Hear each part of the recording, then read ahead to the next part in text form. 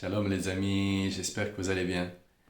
J'espère que vous êtes en forme, que des bonnes nouvelles, des guérisons et des prises de conscience importantes.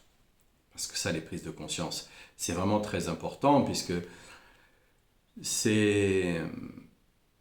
La vérité, c'est une aiguille qui est dans une botte de foin. Voilà. Donc faut aller trouver. Il faut aller trouver cette vérité qui est là. Elle est là, hein. Elle est là.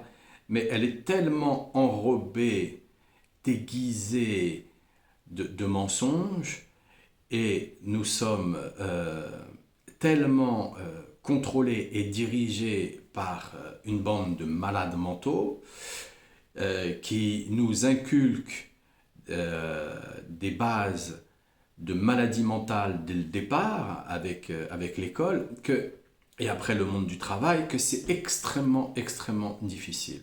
Alors oui, je sais, là, dès cette introduction qui est un peu vive, qui est un peu, c'est un feu ardent, je peux en avoir perdu dans, dans l'écoute de, de cette étude dès le départ. Mais c'est pas grave. C'est pas grave, parce que de toutes les façons, l'information, faut qu'elle continue à passer, il faut qu'elle continue à être diffusée. C'est très important qu'elle continue à être diffusée parce que on arrive à un moment donné, là, on est vraiment dans un tournant où on arrive là, dans le fait où on n'a plus envie, on est écœuré, on est écœuré, on est à un tel niveau d'écœurement, mais si on regarde bien, si on regarde bien, donc hier on a parlé de l'écoute était très très importante, hein, donc c'est une petite voix intérieure, mais cette petite voix intérieure en vérité elle est Hachem, elle est Moshe, elle est, elle est Moshe Mashiach, elle est, elle est très très très très très très très importante. On a tendance aussi à la considérer comme étant sa petite voix intérieure, alors que voilà, elle ne l'est pas, elle ne l'est pas, si ce n'est à quoi on adhère, à quoi on fait référence. Et il faut bien comprendre une chose, c'est que quand on regarde par exemple ici la France, dans chaque village, c'est pas grand un village, hein, c'est petit, hein, c'est très petit, hein, dans chaque village, il y a une église et il y a un stade. Chaque village, il y a une église et un stade. Et il faut bien comprendre une chose, c'est que il fut un temps, l'église, elle avait fait un pacte avec le roi. Ensuite, quand le roi il est tombé, bah, l'église elle est tombée aussi. Et il faut bien comprendre que l'Empire est arrivé et l'Empire n'a pas voulu faire de pacte avec l'Église. Donc il s'est séparé de l'Église. Après l'Empire, il y a eu la République.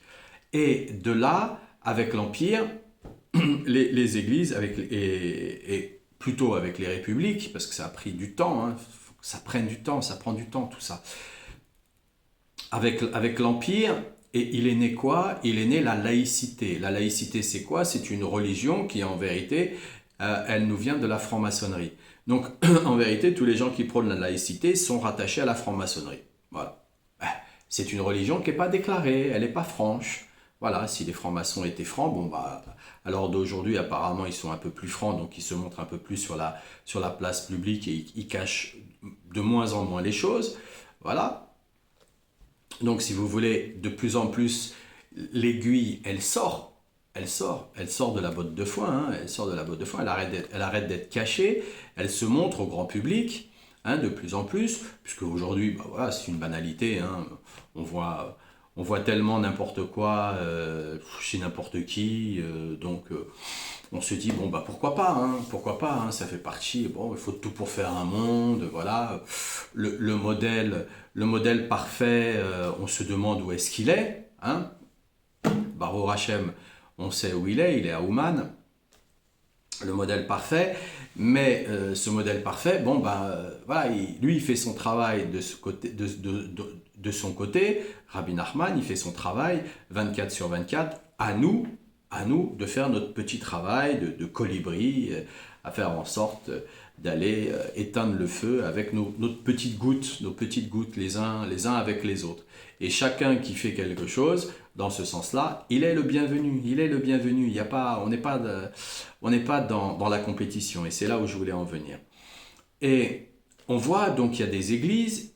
Les églises, petit à petit, avec les républiques, elles vont être laissées tomber. Les églises, elles vont se transformer en café. Hein, elles vont se transformer en café. Donc on voit qu'on avance. On avance petit à petit vers le fait de... On veut pas aller trop vite. Parce que, alors c'est pas que les églises, hein, j'ai strictement rien contre ces gens-là. J'y suis allé, j'ai plongé à l'intérieur, j'y suis allé vraiment en immersion dans beaucoup de choses. Je veux pas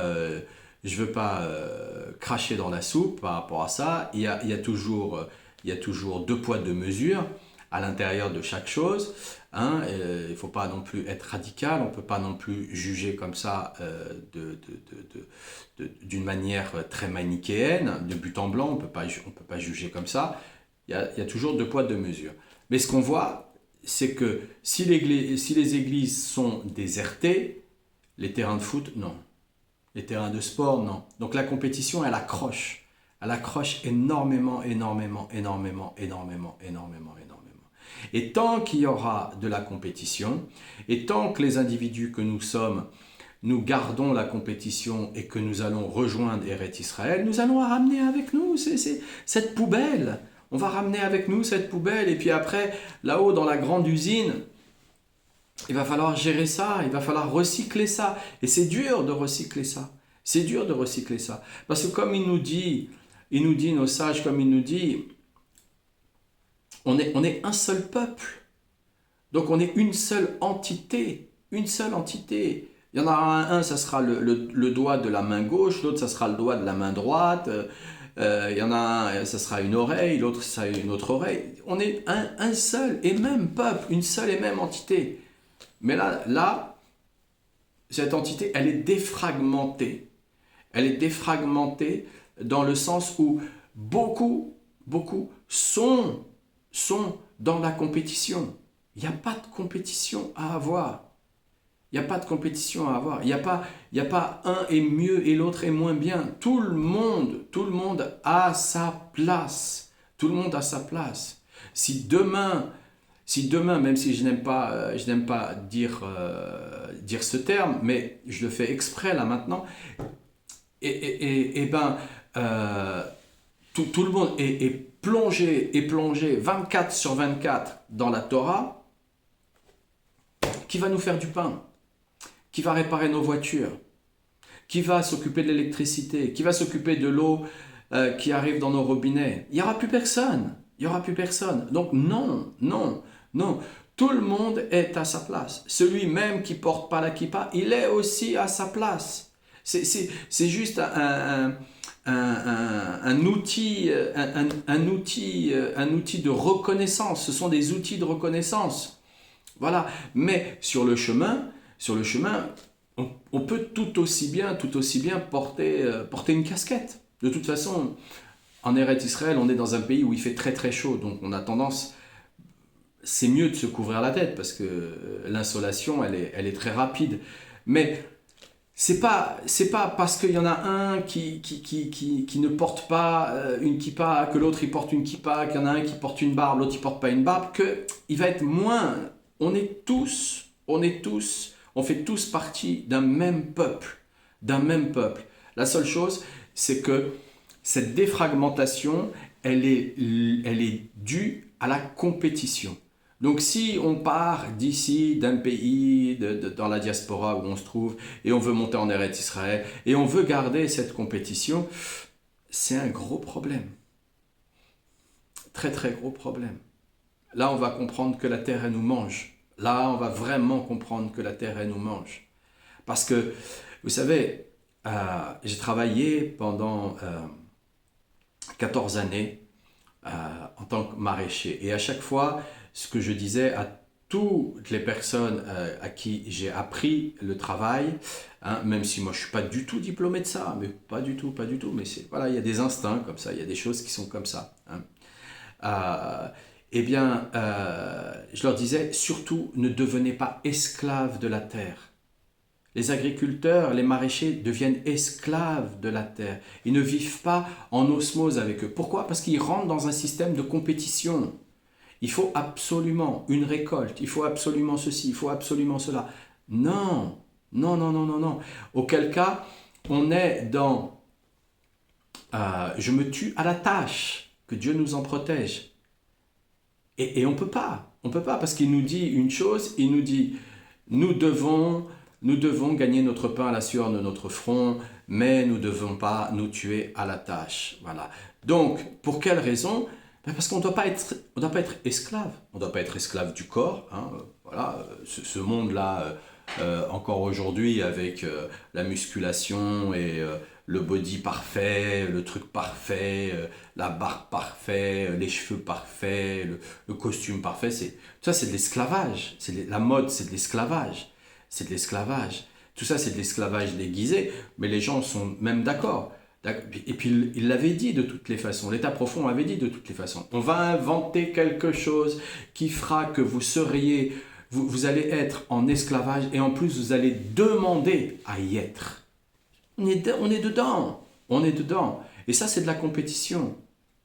Donc quand on voit que les églises se sont transformées en bars, en cafés, hein, et pas encore les stades, c'est que la compétition, elle est très, très, très ancrée dans la nature humaine. Pour un oui ou pour un non. On rentre à l'école, on nous apprend, il faut avoir des bonnes notes, il faut être ceci, il faut être cela, il faut avoir ceci, il faut avoir cela, etc., etc., etc. Et généralement, les plus intelligents, eh bien, n'adhèrent pas au système scolaire. Il n'adhère pas. Quelqu'un qui est vraiment intelligent, un enfant qui est vraiment intelligent, il n'adhère pas au système scolaire. Mais il ne faut pas croire que tous les enfants qui n'adhèrent pas au système scolaire sont intelligents. Il faut savoir aussi se modérer et se reprendre par rapport à des préjugés aussi qu'on peut avoir. Hein, parce on est des parents et on aurait envie que son enfant il soit intelligent. Voilà, on aurait envie que son enfant, le meilleur pour lui. C'est totalement naturel. C'est totalement naturel. Mais il nous dit, allons vers cette voie intérieure, parce que c'est celle-là qui va nous libérer de l'orgueil et de l'idolâtrie. C'est celle-là. Et tant qu'on n'est pas dans cette voie intérieure, on ne peut pas être libéré de l'orgueil et de l'idolâtrie. Alors on doit être extrêmement, extrêmement prudent. Il n'y a rien à l'extérieur, strictement rien à l'extérieur, qui va nous libérer de l'orgueil et de l'idolâtrie. Rien, rien, rien. Aucun chemin spirituel alternatif, chamanique ou quoi que ce soit. Il n'y a rien qui va nous libérer de l'orgueil et de l'idolâtrie. Rien, rien du tout, rien du tout. J'ai fait mes classes. Je sais de quoi je parle. J'y suis pas resté un mois ou un an. Non, non, non. J'ai fait mes classes. J'ai été voir. J'étais vivre à l'intérieur. J'ai été chercher ce qu'il faut. Chercher vraiment ce qu'il faut. Hein? J'ai même eu un père que Dieu ait son âme, qui était communiste. Communiste. Je suis né avec un père qui était communiste. Mais je devais avoir 5 ou 6 ans, quelque chose comme ça. Il m'a emmené dans une réunion CGT, et quand il est sorti, il a dit à ma mère, ah, j'y vais plus jamais de ma vie, c'est terminé. Il a déchiré sa carte, il a dit c'était terminé. Et après, bon, il a continué encore à voter communiste, parce que bon, il savait pas quoi faire d'autre. Et quand il est arrivé Mitterrand, eh bien, il a été tellement dégoûté qu'il a arrêté. Il a arrêté strictement de voter, que ce soit communiste ou socialiste. Il a dit c'est terminé. C'est tous des menteurs, c'est tous des escrocs. Ils n'ont qu'une seule envie, c'est de s'en mettre plein les poches. Il a arrêté. Il avait grandi. Il avait grandi grâce à Dieu. Mais si on ne sort pas de ce dynamisme de compétition et d'idolâtrie, et ça se fait qu'entre soi Et j'ai envie de dire soi-même, mais c'est en fait c'est entre soi et Hachem. Entre soi et Hachem. Si on n'en sort pas, si on ne décide pas à un moment donné en train de se dire non mais attends, waouh, mais ça va être dur en fait. Oui, c'est dur. Oui, c'est tellement, tellement, tellement dur parce que c'est simple. C'est simple. C'est simple de ne plus adhérer à ce qu'ils disent. Ah, c'est simple de ne plus adhérer à ce qu'ils disent. Voilà.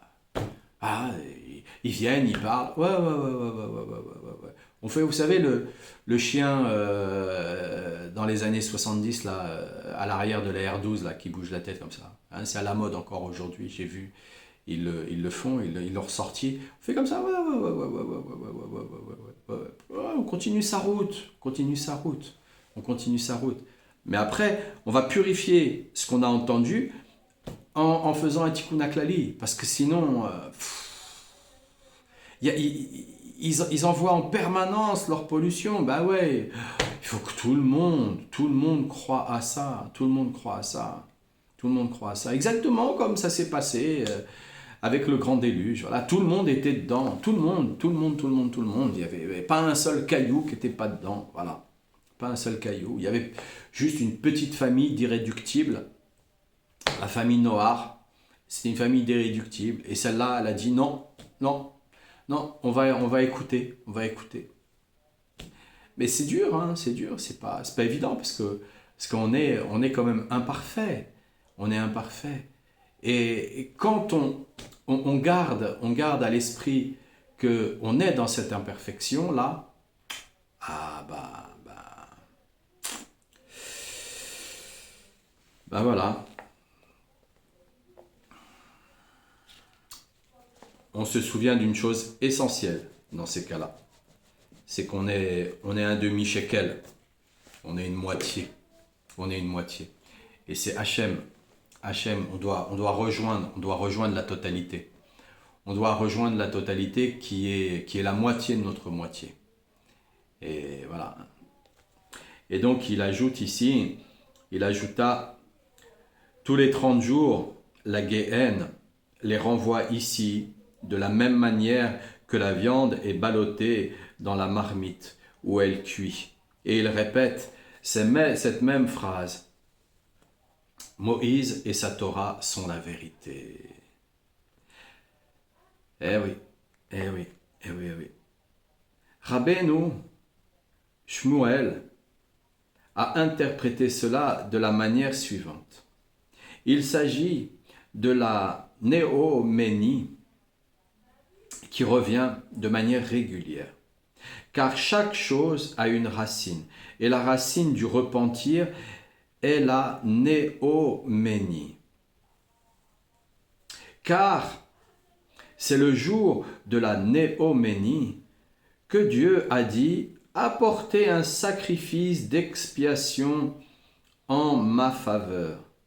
Comme nos sages ont expliqué la chose dans le traité de Shavuot, comme si Hachem avait lui aussi besoin de repentir pour avoir dit à la lune de s'amoindrir. C'est là la source de la notion de repentir. Et le jour de la néoménie, la volonté de repentir s'étend à toute la création.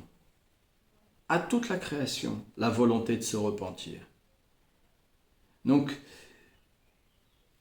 tous les mois, c'est pour ça que tous les 30 jours, la Géhenne les renvoie ici de la même manière que la viande est ballottée dans la marmite. C'est tous les 30 jours, la lune, elle va se diminuer dans sa totalité. Là, on est dans un compte à rebours, hein, on est le 22, je crois. Et elle est dans un compte à rebours où elle va se diminuer dans sa totalité. Et là, à Rosh Hodesh, Hachem, il se repent. Il se repent, il fait sa teshuva. Et en faisant cette teshuva, il envoie cette énergie sur l'ensemble de l'humanité pour que l'humanité fasse sa teshuva. Donc, que l'on soit ou que l'on ne soit pas Abné Israël, tout le monde fait sa teshuva à ce moment-là, parce que tout le monde à ce moment-là va avoir justement cette énergie à disposition. Tout le monde va avoir cette énergie à disposition. Et qu'est-ce que ça fait? Qu'est-ce que ça fait? Ça nous montre quoi? Ça nous montre à tel point qu'il est dans une miséricorde, à tel point qu'il est amour. Il est amour. Hachem est amour dans tous les sens du terme. Il n'est pas tous ceux qui racontent n'importe quoi sur le judaïsme ou qui viennent interpréter que c'est un homme qui est mort sur la croix, qui est lui, tout amour. Non, non, non, non, non, non, non, non, non, non, non, non, non, non. Il vient nous montrer à l'ensemble de l'humanité que l'amour, on peut se raccorder à l'amour. On peut se raccorder à l'amour. Et pour se raccorder à l'amour, on doit faire teshuva. On doit faire teshuva. On doit laisser tomber des choses. Alors c'est dur de laisser tomber des réflexes. C'est dur même de s'apercevoir l'anomalie avec laquelle on est. On a tendance à la retenir.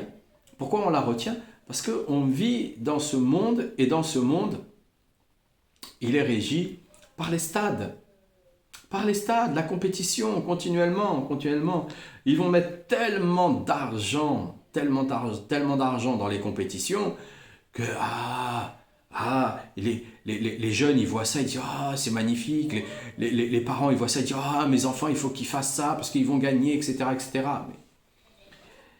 Mais est-ce que tous ces compétiteurs-là, quand ils arrêtent, ils viennent parler à quel point ils sont dans des douleurs extrêmes, à quel point ils sont avec des médicaments on leur met des piqûres de médicaments pour calmer les douleurs parce qu'ils ont été trop forts et qu'ils en ont fait trop. Est-ce qu'on vient nous expliquer ça? Est-ce qu'on vient nous expliquer tout ça? À mon avis, ils doivent signer des contrats en leur interdisant, en disant surtout, ne racontez jamais que vous êtes malade. Ne racontez jamais que vous êtes dans des douleurs. Ne racontez jamais qu'on est obligé de vous faire des greffes, qu'on est obligé de vous faire des implants, qu'on est obligé de vous donner des médicaments, qu'on est obligé de vous faire je sais pas comment on dit là, on met des médicaments à base d'aiguilles là, on injecte des médicaments dans le corps. À mon avis, ils doivent signer des contrats pour se taire là-dessus parce que sinon, il n'y aura personne qui aura envie. Personne qui aura envie. Alors, de temps en temps, il y a une histoire qui sort. Mais très vite, elle est tue. Et donc, la volonté de se repentir s'étend à toute la création. Ben oui.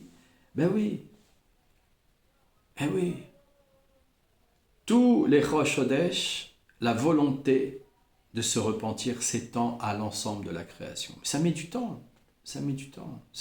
On est à l'intérieur, mais ça met du temps. On a le Tzadik Yesod Olam qui est à Ouman et qui travaille 24 heures sur 24 sur un très très gros problème, le problème des voleurs, qui passent par la politique, avec le communisme, avec le socialisme, avec toutes ces choses-là, comme certains disaient, la différence qu'il y a entre les socialistes et les capitalistes, c'est que les socialistes nous disent pas qu'ils vont nous voler. Voilà. Alors que les autres, on sait d'ores et déjà que ça fait partie de leurs habitudes, quoi. Aïe, aïe, aïe, aïe. C'est pour cette raison que même Korach et ses partisans doivent avoir un quelconque sentiment de repentir le jour de la néoménie. Mais ce repentir ne leur sert à rien, car le repentir pour l'essentiel, doit être réalisé dans ce monde-ci. Donc le repentir pour l'essentiel qui doit être réalisé dans ce monde-ci, comme il est dit dans le traité de Avodah Zarah 3a, tout celui qui n'a pas peiné pour préparer le Shabbat n'aura rien à manger le Shabbat.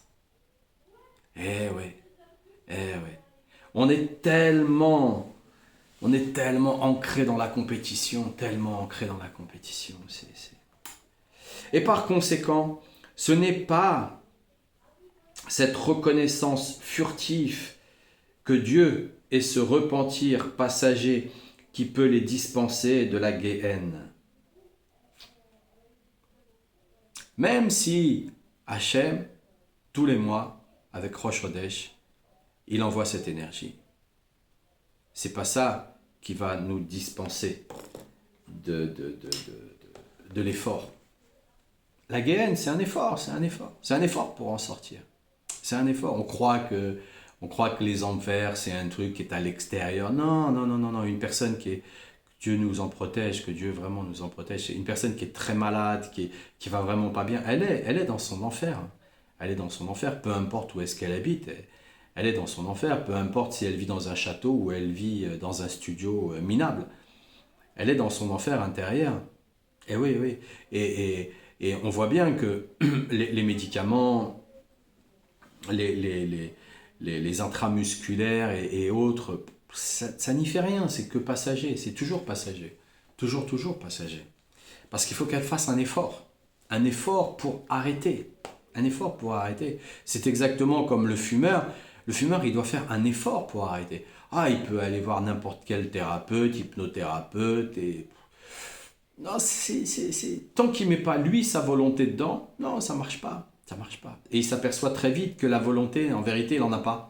Parce qu'en vérité, s'il était dans la cigarette, dans le tabac, c'est parce qu'il vivait à travers les nerfs. À travers les nerfs. Et il croit que la volonté, c'est de mettre de la nervosité. Non, non, non. Non, non, non, non. La volonté, c'est de mettre de l'amour. Il y a rien de nerveux dans la volonté, c'est de l'amour. C'est parce que j'aime que je vais y arriver. J'aime, c'est je veux. Hein. J'aime, c'est je veux. Et donc, si bien qu'à chaque néoménie, ils sont renvoyés à la Géhenne, à cet endroit. Car il n'y a pas de Géhenne le jour de la néoménie. C'est pour ça qu'ils disent qu'ils sont ballottés, voilà, comme la viande, elle est ballottée, voilà. Le corps, c'est de la viande. Et par conséquent, leur Géhenne, le jour de la néoménie, c'est ce repentir passager, cette reconnaissance furtive, car ils ont honte de leur conduite. Et c'est ce qui explique pourquoi l'Ishmaélite a précisé, ils sont renvoyés à la Géhenne à cet endroit, c'est-à-dire que le sentiment de repentir qu'ils ressentent le jour de la néoménie les dispense de la Géhenne. Si on est vraiment dans un sentiment de repentir à Rosh Hodesh, si on ressent vraiment toute la semaine, du dimanche jusqu'au vendredi, on ressent vraiment, vraiment, vraiment du repentir, vraiment, et on se bat, on y va, on fait pour arriver jusqu'au Shabbat. Alors là, le moment du Shabbat, c'est un moment merveilleux. Comme on dit, ce n'est pas le but qui est important, c'est le voyage. C'est le voyage. Rabbi Nachman, il en parle. C'est le voyage qui est important. Ce n'est pas le but. Non, non, non. Non, non, non, non.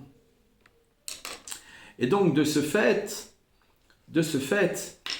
l'humanité, parce que ça lui fait mal d'accepter qu'il est dans l'erreur, parce que on a des blessures, on a des blessures d'humiliation, on a des blessures de trahison, d'abandon, de rejet, d'injustice. Et parce qu'on a ces humiliations, enfin ces blessures, elles font mal. Elles font mal. Mais ce qu'on oublie, et ce qui est important de garder ça, vraiment, vraiment, vraiment à l'esprit, c'est que les cicatrices sont une force, vraiment sont une force. On a tendance à rechercher la force dans le numéro 1, à être le gagnant, le premier. Non, non, c'est les cicatrices qui sont une force. Parce que les cicatrices les cicatrices, elles amènent la prudence. Elles nous permettent d'être prudents. Elles nous permettent d'être prudents. Pourquoi dans les commandements, on nous dit en premier qu'on doit honorer notre mère et après notre père?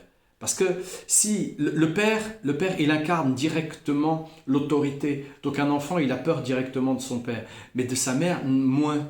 Donc on va devoir honorer sa mère en premier. On va devoir honorer sa mère en premier. Et la mère, la femme, elle est rattachée à la lune. Donc dans Rosh Hodesh, eh bien, on est dans la nouvelle lune. Et là, on vient se repentir, on vient l'honorer, Donc la boucle, elle est bouclée dans ces moments-là. Et pour quelle raison? Parce que on doit honorer notre faiblesse. Une cicatrice, c'est une faiblesse. On a été trahi, c'est une cicatrice, c'est une faiblesse. On a été abandonné, c'est une cicatrice, c'est une faiblesse. On a vécu un sentiment d'injustice et c'est une faiblesse. On a vécu un abandon, c'est une faiblesse. Toutes ces blessures, hein, la trahison, l'abandon, le rejet, l'injustice, et toutes les autres, enfin l'autre qui est là et qui est bien présente, chez beaucoup, hein, l'humiliation, bien présente chez beaucoup, l'humiliation. Eh bien, toutes ces blessures-là, elles ont des cicatrices, elles nous laissent des cicatrices. Et en vérité, c'est une force. C'est une force extrême parce qu'elles nous permettent de sortir de toutes les formes de la compétition. Toutes les formes de la compétition. Toute forme de compétition. On en sort. Pourquoi? Parce que on reconnaît que nous sommes une moitié et que Hachem, il est l'autre moitié. Donc on reconnaît que l'on est la créature et que Hachem, il est le créateur. Donc on reconnaît qu'on est l'enfant et qu'on va s'adresser aux parents pour qu'ils puissent nous aider. Et ça, c'est une force. Mais tant qu'on ne reconnaît pas ça, on va croire qu'on va masquer. Même ils font de la chirurgie esthétique pour masquer leurs blessures, masquer la blessure de l'âge, du temps qui passe et ainsi de suite, des implants capillaires pour masquer la blessure de la tête, du visage qui change, voilà, etc. Mais tout ça, c'est fait pour ramener chacun d'entre nous à la prudence. Et la prudence, une fois qu'on vit dans la prudence, alors on peut écouter Moshe Rabbeinu et la Torah. On peut vraiment l'écouter. On peut vraiment l'adapter à sa journée, à ce qu'on est en train de vivre. Auquel cas, c'est du texte. C'est du texte. Il y en a beaucoup, ils croient que la Torah, c'est un livre d'histoire. Hein? Voilà. Non, c'est strictement rien à voir avec ça. Les amis, je vous souhaite une excellente journée, pleine d'évolution, pleine de prise de conscience. Qu'Hachem protège vos pas, Refoua Shlema pour tous les malades, qui protège vos familles.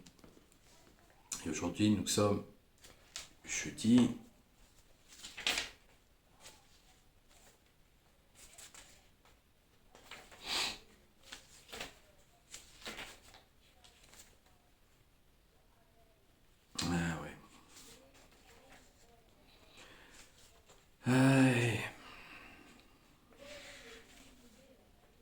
Ouais, c'est une maladie.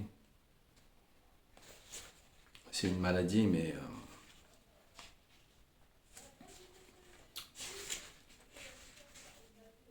alors.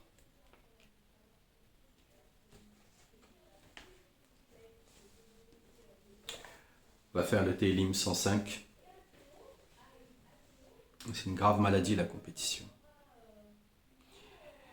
Elle est récurrente.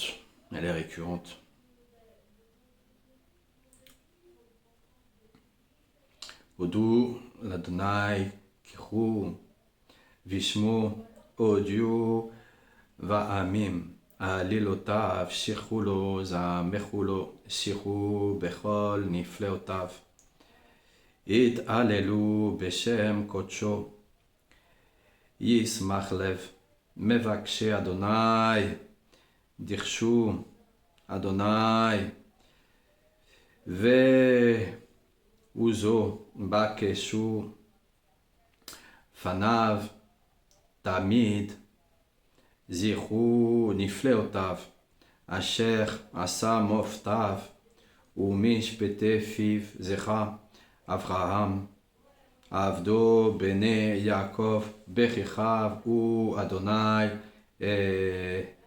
אלוהינו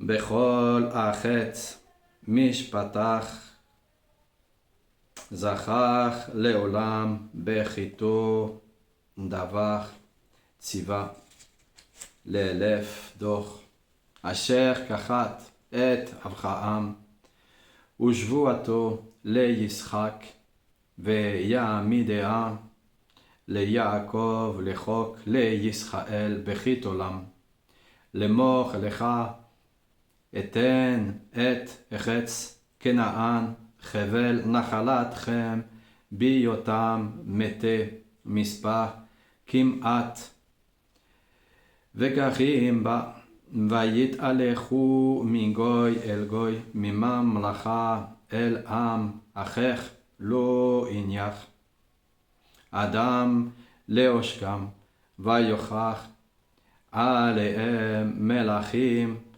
אל תיגעו והמשכי ולנביאי אל תחאו ויקרא רעב על החץ כל מטה לכם שבח שלח לפניהם איש לעבד נמכח יוסף הנו וקבר חגלו בחזל באה נפשו עד את בו דבחו אמרת אדוני צחפת הוא שלח מלך ויתחהו מושל עמים ויפתחהו שמו אדון לביתו ומושל בכל קניינו לסוך שכב בנפשו וזקניו יחכם ויבוא ישראל מצחיים ויעקב גח בחץ חם ויפך את עמו מאוד ויעצימהו מצחיו הפך ליבם לשנוא עמו להתנכל בעבדיו שלח משה עבדו אחון אשר בכך בו שמו בם דברי אותותיו ומופתים בחץ חם שלח חושך ויחשיך ולא מחו את דבחו הפך את מימיהם לדם וימת את דגתם שחט ארצם צפח דעים בחדכי מלכיהם עמך ויבוא אחרוף קינים בכל גבולם נתן גשמיהם בחד אש לאבות בארצם וירא גפנם ותאנתם וישבץ גבולם אמר ויבוא אכבה וילק ואין מספר ויאכל כל עשב בארצם ויאכל פחי אדמתם ויח כל בכור בארצם חשית לכל עונם ויוציאם בכסף וזהב ואין בשבטיו כושל, שמח מצחיים בצאתם, כי נפל פחדם עליהם, פחס ענן למסך, ואש להעיך לילה שאל, ויבש אליו ולחם שמיים ישביהם, פתח צור ויסובו, מים הלכו בעציות, נאך כי זכח את דבח קודשו את אברהם עבדו, ויוציא עמו בששון בחינה את בכיכיו, ויתן להם ארצות גויים, ועמל לאומים יחשו ואהבוך, ישמחו רוקה ותוכותיו ינצחו. Alléluia. Baruch Hashem, merci Rabbeinu. Akadosh. Excellente journée les amis. Portez-vous bien. Bracha et Hatzlacha.